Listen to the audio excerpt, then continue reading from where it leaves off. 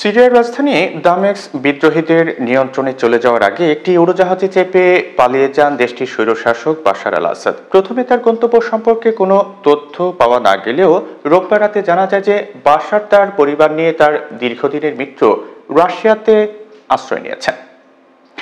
রাশিয়ার সরকারি সংবাদ মাধ্যম ক্রেমলিনের সূত্র উদ্ধৃতি করে জানিয়েছে যে রাশিয়া আসাদকে রাজনৈতিক আশ্রয় দিয়েছে।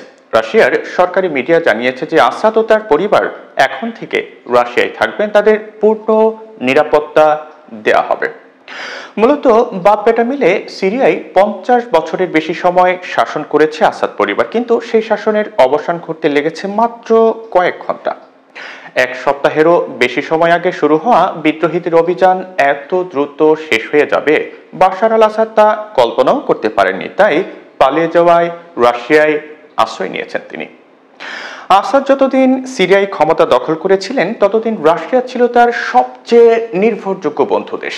সিরিয়া ছাড়ার পর আসাদ সপরিবারে এখন রাশিয়ায় আশ্রয় নিয়েছেন বলে রিপোর্টে জানানো হয়েছে। পরে ক্রেমলিন সোমবার জানিয়েছে মানবিক কারণে তারা আসাদকে আশ্রয় দিয়েছেন।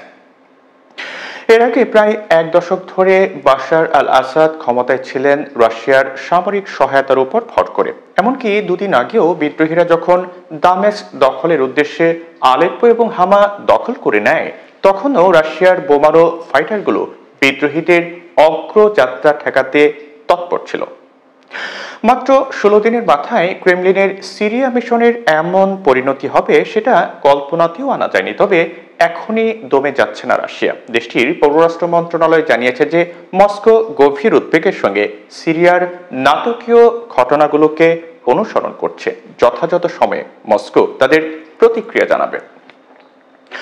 সিরিয়া মধ্যপ্রাচ্যের রাজনীতিতে বিশ্বের শক্তিধর দেশগুলোর জন্য সবসময় ভীষণ গুরুত্বপূর্ণ। বিশেষ করে বাশারের বাবা হাফিজ আল আসাদ ক্ষমতায় আসার পরই তার মস্কো প্রীতি সিরিয়াকে ঠেলে দেয় জটিল এক রাজনৈতিক সমীকরণের দিকে।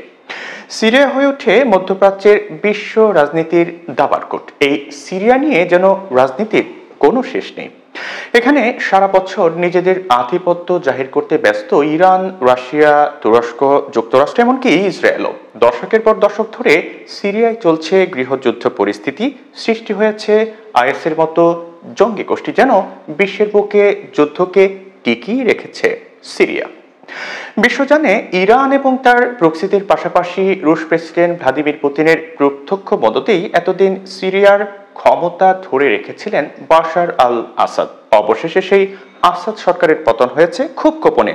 রাজধানী দামেস্ক ছেড়ে পালিয়েছেন তিনি। ফলে সিরিয়াতে যে খেলা চলছিল সেখানে ইরানের মতো পরাজিত হয়েছেন রাশিয়ার প্রেসিডেন্ট ভ্লাদিমির পুতিনও। বিশ্বের ক্ষমতাধর দেশগুলো সিরিয়া পরিস্থিতি গভীরভাবে পর্যবেক্ষণ করছে। যুক্তরাষ্ট্রের নির্বাচিত প্রেসিডেন্ট ডোনাল্ড ট্রাম্প বলেছেন যে সিরিয়া একটি বিশৃঙ্খল রাষ্ট্র, আমাদের বন্ধু নয় এবং এখানে আমাদের কিছুই করার নেই। তবে আসাদের পতনের পর ট্রাম্প আবারও টুইট করে দাবি করেছেন যে আসাদ রাশিয়ার সমর্থন হারিয়ে পালিয়েছেন এবং তিনি যে সিদ্ধান্ত নিয়েছেন তার পেছনে ভ্লাদিমির পুতিনের ভূমিকা রয়েছে।